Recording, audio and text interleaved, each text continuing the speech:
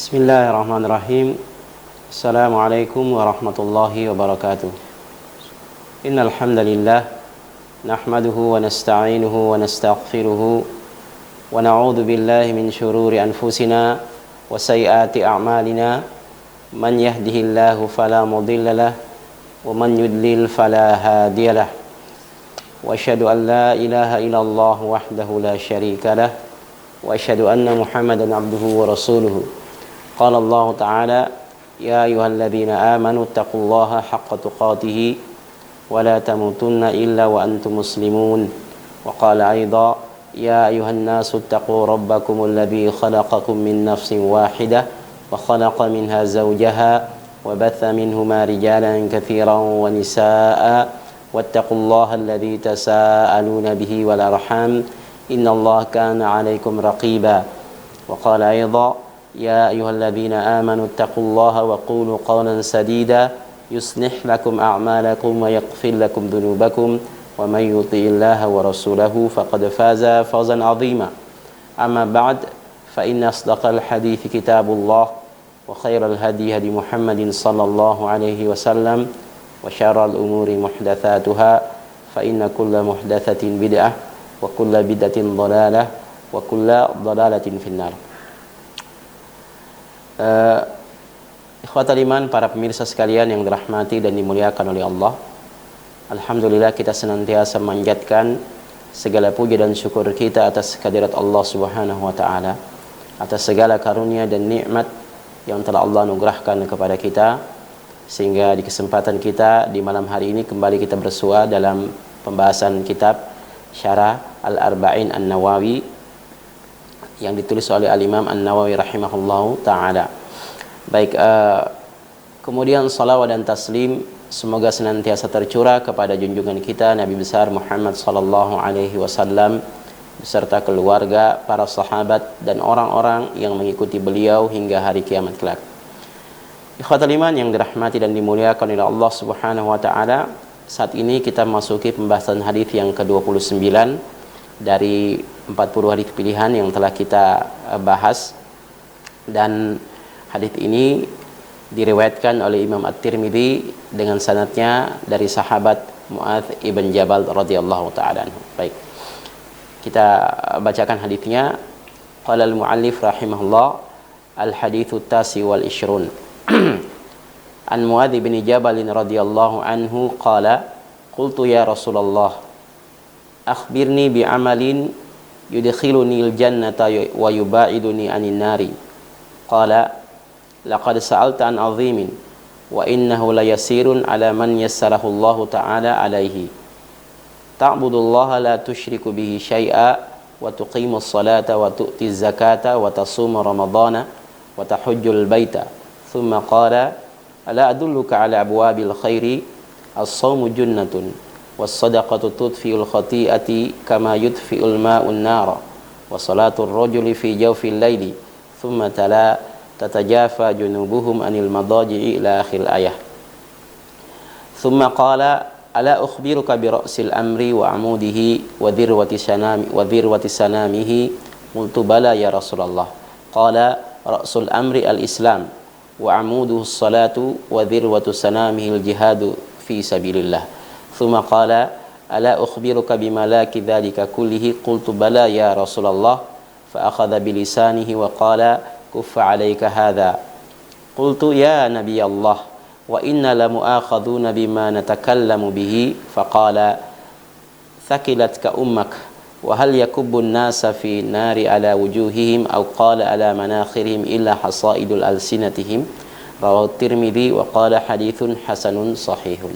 Baik, ikhwatal iman yang dirahmati dan dimuliakan oleh Allah Subhanahu wa taala, hadis ini merupakan hadis yang ke-29 dalam urutan penjelasan 40 hadis pilihan yang ditulis oleh Al-Imam An-Nawawi rahimahullahu taala, di mana hadis ini diriwayatkan dari sahabat Mu'adz bin Jabal radhiyallahu taala anhu. Dia mengatakan, qultu ya Rasulullah, aku berkata ya Rasulullah, akhbirni bi amalin yudkhilunil jannata wa yubaiduni anin nar.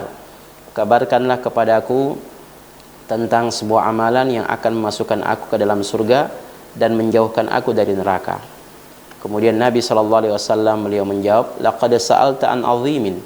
Sungguh engkau telah bertanya tentang sesuatu yang sangat agung. Wa innahu la yasirun 'ala man yassarahullahu ta'ala alaihi. Sesungguhnya atau akan tetapi hal itu sesungguhnya mudah bagi orang yang dimudahkan oleh Allah Subhanahu wa taala. Ta'budullaha la tusyriku bihi syai'a. Engkau beribadah kepada Allah dan tidak mempersekutukannya dengan sesuatu apapun. Wa tuqimus salata, dan engkau menegakkan salat. Wa tu'tiz zakata, dan engkau menunaikan zakat. Wa tasuma ramadhana, dan engkau berpuasa di bulan suci Ramadan. Wa tahujjul baita, dan engkau berhaji ke Baitullah. Tsumma qala ala adulluka ala abwabil khairi. Apakah ingin aku tunjukkan kepadamu terhadap pintu-pintu kebaikan? As-shaumu junnatun, puasa itu adalah perisai. Was-shadaqatu tudfi'ul khati'ata kama yudfi'ul ma'un nara. Dan sedekah itu dia bisa memadamkan atau menghapus kesalahan-kesalahan sebagaimana api yang memadamkan, sebagaimana air yang bisa memadamkan api. Wassalatur rajuli fi jawfil laili, dan juga bisa menghapuskan kesalahan adalah salat yang dilakukan seseorang di tengah malam. Kemudian Rasulullah membaca firman Allah dalam surat As-Sajdah, tatajafa junubuhum anil madaji'i yad'una rabbahum khawfan wa tam'a wa mimma razaqnahum yunfiqun fala ta'lamu nafsum ma ukhfiya lahum min qurrati ayun jazaan bima kanu ya'malun. Kemudian Nabi SAW beliau melanjutkan hadisnya. Ya, sampai di sini dulu ikhwatal iman, karena hadis ini merupakan hadis yang panjang. Baik. Nabi SAW ya, ditanya oleh sahabat Muadz radhiyallahu taala anhu, atau Muadz bin Jabal bertanya kepada Nabi SAW tentang amalan yang akan masukkan ke dalam surga dan menjauhkan dari api neraka. Maka hal ini menunjukkan akan besarnya perhatian sahabat Muadz bin Jabal radhiyallahu taala anhu terhadap amalan-amalan soleh. Dan ini juga ya merata kepada seluruh sahabat.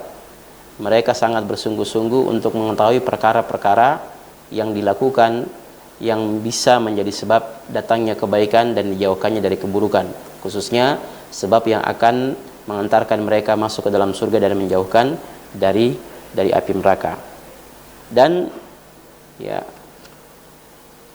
sahabat Muadz mengatakan, akhbirni bi amalin, kabarkanlah kepadaku terhadap sebuah amalan atau terhadap amalan yang akan masukkan ke dalam surga dan menjauhkan dari neraka. Maka di sini terdapat dalil bahwa amalan-amalan yang dilakukan ini merupakan sebab masuknya seseorang ke dalam surga. Sebagaimana Allah Subhanahu wa taala berfirman, wa tilkal jannatul lati urithumuha bima kuntum ta'malun. Itulah surga yang diwariskan kepada kalian disebabkan amalan yang kalian kerjakan. Maka amalan merupakan sebab seseorang itu masuk ke dalam surga. Nah, lantas bagaimana dengan sabda Nabi sallallahu alaihi wasallam di mana diriwayatkan oleh Imam Bukhari, Nabi sallallahu alaihi wasallam beliau bersabda, lan yadkhula ahadun minkumul jannata bi amalihi. Tidak ada salah seorang di antara kalian yang masuk surga karena amalannya. Maka apa makna dari hadis ini? Padahal kita ketahui bahwa amalan ini merupakan sebab seseorang itu masuk ke dalam surga. Lantas bagaimana dengan sabda Nabi, seseorang tidak akan masuk surga karena amalannya? Maka kita katakan bahwa amalan ini ya secara zatnya itu bukan dialah yang menjadi sebab kita masuk ke dalam surga. Akan tetapi amalan ini merupakan sebab rahmat Allah Subhanahu wa taala yang diturunkan kepada seseorang, yang dengannya seseorang dimasukkan oleh Allah Subhanahu wa taala ke dalam surga. Nah, oleh karena itu kita tidak akan mungkin bisa masuk surga kecuali dengan rahmat dari Allah Subhanahu wa taala. Dan rahmat Allah Subhanahu wa taala itu didapatkan dengan sebab amalan soleh yang kita lakukan. Dan hakikatnya bahwasanya amalan soleh yang dilakukan oleh seseorang sejatinya dia juga merupakan rahmat Allah Subhanahu wa taala. Ya, sejatinya dia merupakan bagian dari rahmat Allah Subhanahu wa taala. Ya, Allah dengan rahmatnya memberikan petunjuk kepada seorang hamba untuk melakukan sebuah amalan soleh. Wa ma tasyauna illa ayyasha Allah. Karena tidak mungkin seseorang bisa melakukan sebuah amalan kecuali apa yang dikehendaki oleh Allah Subhanahu wa taala. Kemudian surga dan sebab-sebabnya semua ini merupakan karunia dari Allah Subhanahu wa taala. Oleh karena itu, seseorang tidak layak untuk mengkaitkan karunia masuknya seseorang ke dalam surga hanya sebatas amalan yang dia lakukan. Ya, hanya sebatas amalan yang dia lakukan. Akan tetapi, ya, amalan yang kita lakukan ini merupakan sebab keridhaan Allah Subhanahu wa taala kepada kita. Amalan soleh yang kita lakukan merupakan sebab datangnya rahmat Allah Subhanahu wa taala kepada kita, yang dengannya Allah Subhanahu wa taala menghendaki kita untuk masuk ke dalam surga karena rahmatnya. Baik. Kemudian Nabi SAW ketika ditanyakan hal ini, beliau mengatakan kepada sahabat Muadz, laqad sa'alta an 'azimin. Sungguh engkau telah bertanya tentang perkara yang besar. Ya, sungguh engkau telah bertanya tentang sebuah perkara yang agung, karena memang perkara dijauhkannya dari neraka dan dimasukkannya seseorang ke dalam surga ini merupakan perkara yang sangat besar dalam kehidupan seorang mukmin. Bahkan inilah tujuan yang dicita-citakan oleh seorang mukmin dan selayaknya merupakan cita-cita dari setiap orang. Allah Subhanahu wa taala berfirman, "Faman zuhziha 'anil nari wa udkhilal jannah faqad faz wa mal hayatud dunya illa mata'ul ghurur." Barang siapa yang dijauhkan dari neraka, diselamatkan dari neraka dan dimasukkan ke dalam surga, maka itulah sebuah kemenangan, dan tidaklah kehidupan dunia ini melainkan kesenangan yang memperdayakan. Oleh karena itu, perkara masuk ke dalam surga dan dijauhkan dari seseorang dari api neraka ini merupakan perkara yang sangat besar. Oleh karena itu Nabi SAW beliau mengatakan kepada sahabat Muadz, laqad sa'alta an 'azimin. Sesungguhnya engkau bertanya tentang perkara yang sangat besar. Kemudian Nabi SAW beliau melanjutkan, wa innahu layasirun liman yassarahu Allahu alaihi. Akan tetapi hal itu sesungguhnya adalah perkara yang tidak sulit bagi siapa yang Allah Subhanahu wa taala mudahkan baginya. Nah, ini merupakan isyarat bahwa taufik seluruhnya itu dari Allah Subhanahu wa taala. Maka barang siapa yang dimudahkan oleh Allah Subhanahu wa taala untuk mendapatkan petunjuk, maka dia akan mendapatkan petunjuk. Ya. Maka barang siapa yang dimudahkan oleh Allah Subhanahu wa taala untuk melaksanakan amal soleh, maka dia akan mudah untuk melaksanakan amalan soleh. Oleh karena itu Allah Subhanahu wa taala berfirman, fa amma man a'ta wattaqa wa saddaqa bil husna fasanuyassiru lil yusra. Barang siapa atau adapun orang-orang yang memberi dan dia bertakwa dan membenarkan pahala yang terbaik, fasanuyassiru lil yusra, maka sungguh kami akan mudahkan baginya kepada kemudahan untuk melaksanakan amalan soleh. Ya. Wa amma man bakhila wastaghna wa kadzdzaba bil husna fasanuyassiru lil usra. Sedangkan orang yang bakhil dan membenarkan pahala yang terbaik, maka sungguh akan kami sulitkan jalannya. Oleh karena itu, ya, Allah Subhanahu wa taala berfirman dalam Al-Qur'an, barang siapa yang Allah Subhanahu wa taala hendaki untuk memberikan petunjuk kepadanya, maka Allah Subhanahu wa taala akan lapangkan dadanya kepada Islam, kepada syariat, kepada amalan. Sedangkan barang siapa yang Allah Subhanahu wa taala yang tidak menghendaki untuk memberikan petunjuk, maka Allah Subhanahu wa taala akan menjadikan sesak dirinya. Ya, seolah-olah dia mendaki ke atas langit. Maka segala amal yang kita lakukan itu merupakan kemudahan dan karunia dari Allah Subhanahu wa taala. Oleh karena itu, perkara melaksanakan amalan soleh bukanlah perkara yang sulit kalau Allah Subhanahu wa taala memberikan taufik kepada kita. Akan tetapi kalau Allah Subhanahu wa taala sudah menyesatkan seseorang, maka tidak seorang pun yang bisa memberikan petunjuk kepadanya. Baik. Kemudian Nabi SAW menyebutkan tentang perkara yang agung dalam amalan, yaitu merupakan rukun dalam Islam. Beliau bersabda, ta'budullaha la tusyriku bi syai'a wa tuqimus salata wa tu'tiz zakata wa tasumu ramadhana wa tahujjul baita. Ya.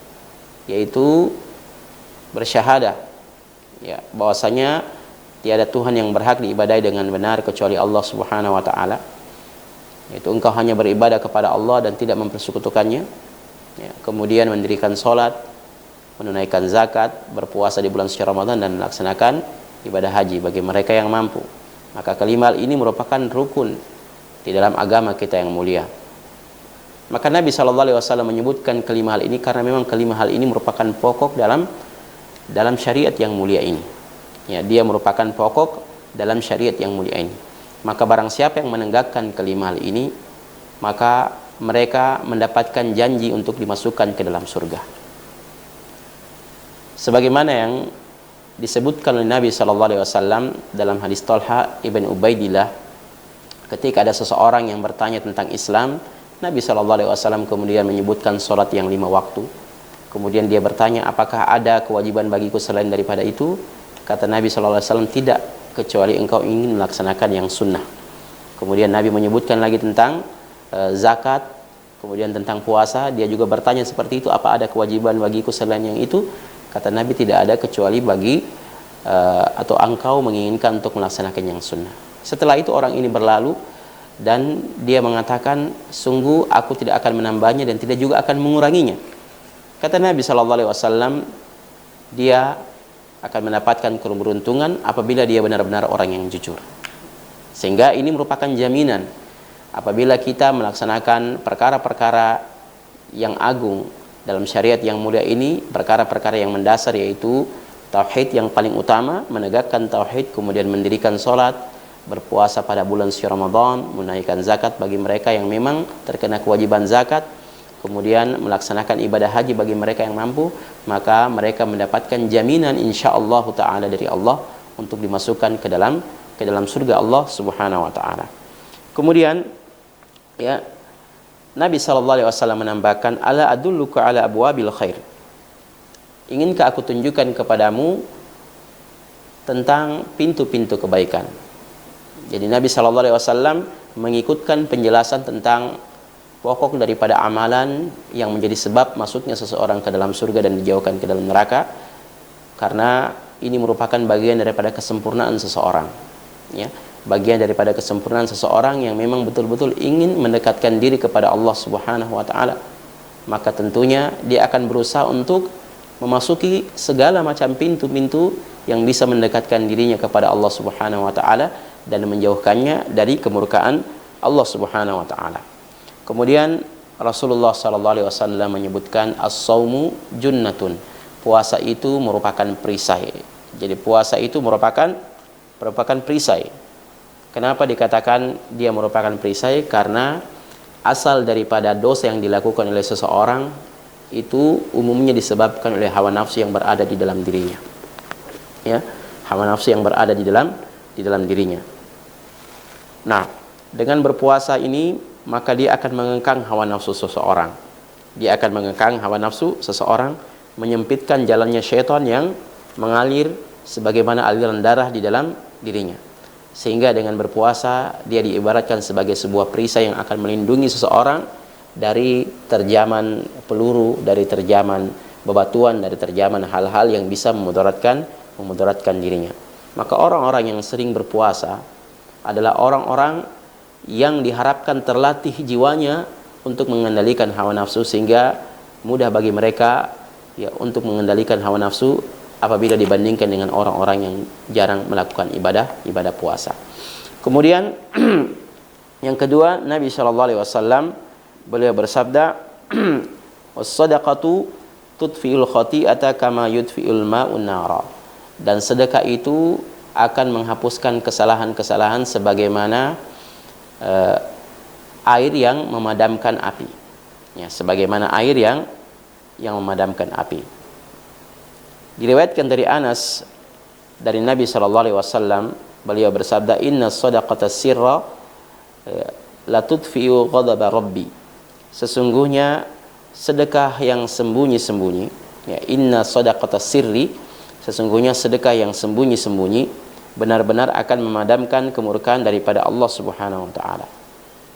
Juga diriwayatkan dari Ali bin Al-Husain, ya, Ali bin Husain, ya, cucu daripada Ali bin Abi Thalib radhiyallahu taala anhu, bahwasanya beliau ya biasa membawa roti di atas punggung beliau di malam hari, ya, yang akan diberikannya kepada orang-orang miskin, ya, pada pertengahan malam. Dan beliau mengatakan, inna shadaqata fi dhulamil laili tudfi'u ghadabar rabbi. Sesungguhnya sedekah yang dilakukan di tengah kegelapan malam ini akan memadamkan kemurkaan daripada Allah Subhanahu wa taala. Dan Allah Subhanahu wa taala berfirman, in tubdhus shadaqati fa ni'mahi wa in tukhuha wa tu'tuhal fuqara'a fa huwa khairul lakum wa yukaffiru ankum min sayiatikum. Apabila engkau menampakkan sedekah-sedekah yang engkau berikan, maka ini merupakan sesuatu hal yang baik.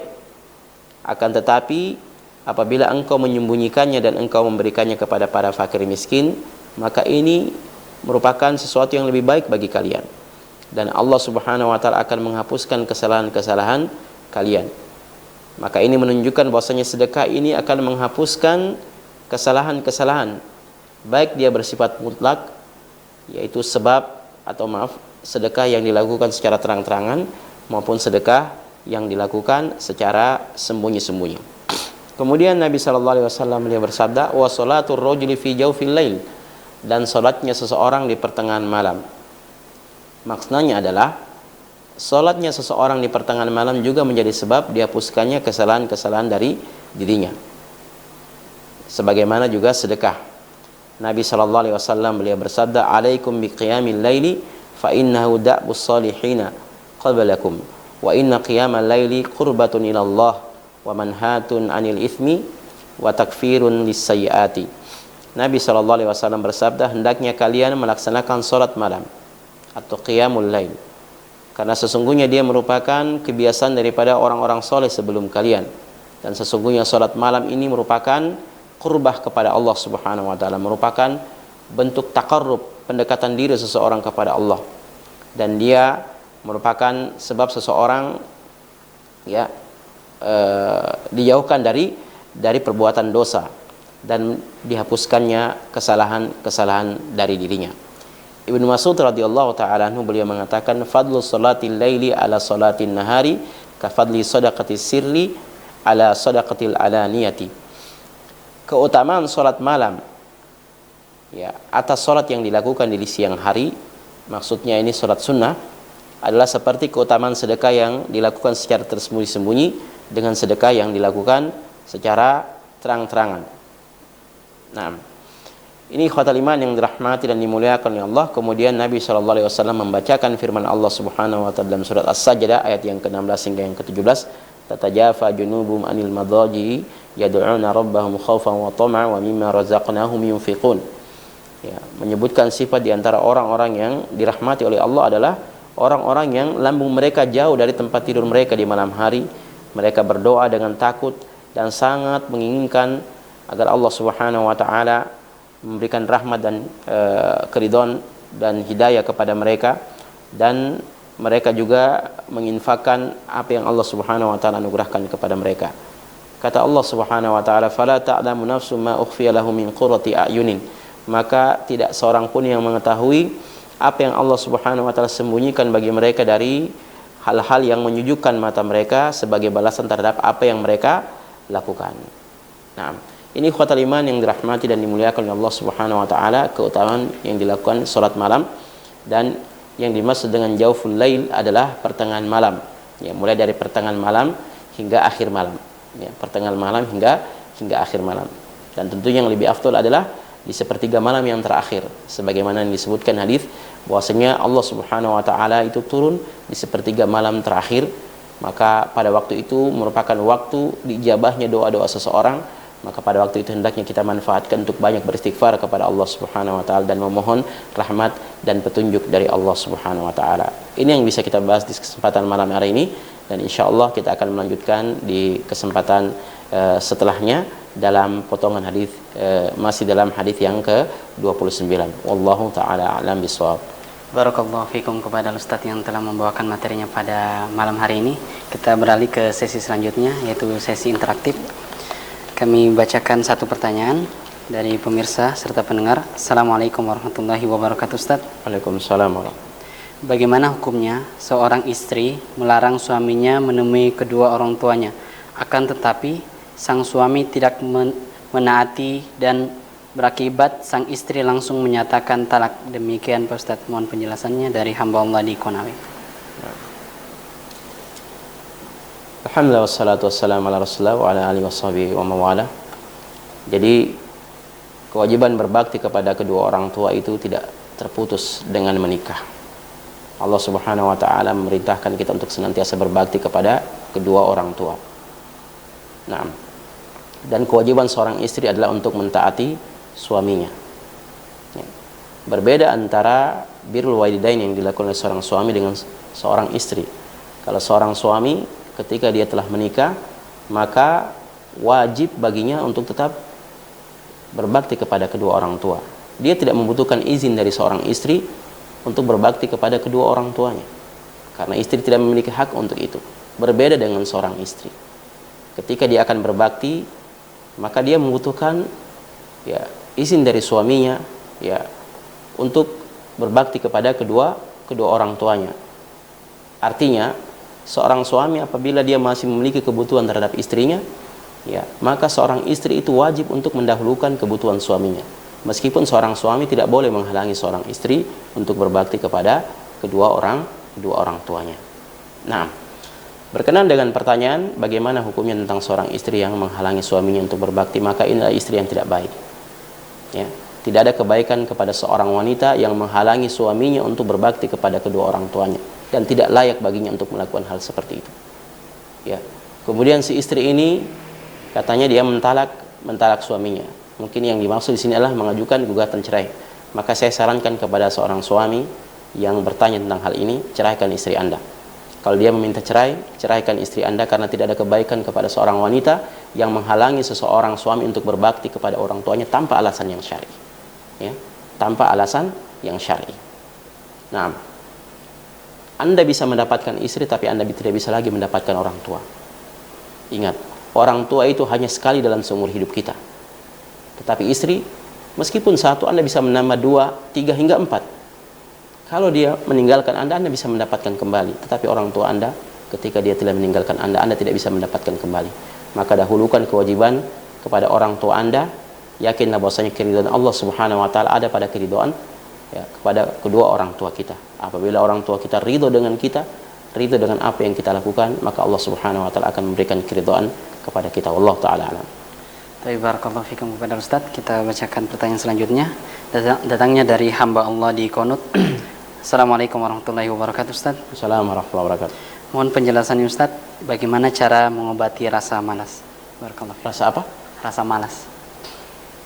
Nah, Alhamdulillah Rabbil Alamin, wassalatu wassalamu ala nabiyina Muhammadin wa ala alihi wa sahbihi wa man tabi'ahum bi ihsanin ila yaumiddin, amma ba'd.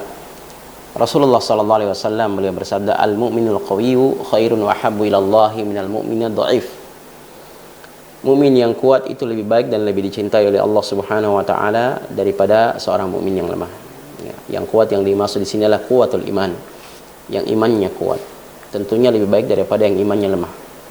Kata Nabi sallallahu alaihi wasallam, ihris ala ma yanfa'uk wasta'in billah wa la ta'jiz.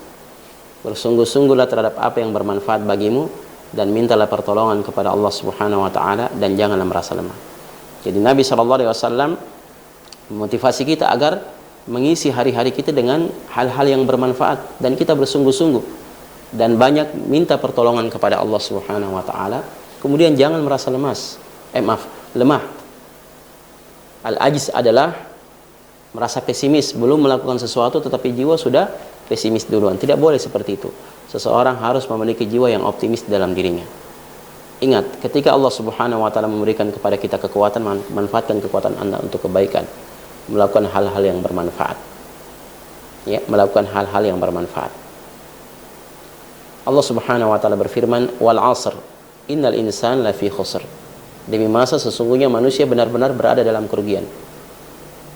Illa alladziina aamanu wa 'amilus shalihati wa tawassaw bil haqqi wa tawassaw bis sabr. Wallahu ta'ala a'lam bissawab. Barakallahu fikum kepada Ustadz yang telah membawakan materi yang pada malam hari ini. Semoga Allah Subhanahu wa taala memberikan keberkahan kepada ilmu Ustadz, dan permohonan maaf kepada pemirsa serta pendengar yang dirahmati Allah Subhanahu wa taala karena tidak sempat kami bacakan pertanyaannya karena waktu yang membatasi kami. Kami tutup kajian pada malam hari ini dengan zikir kafaratul majelis. Subhanakallahumma wa bihamdik asyhadu an la ilaha illa anta astaghfiruka wa atubu ilaik. Wassalamualaikum warahmatullahi wabarakatuh. Waalaikumsalam.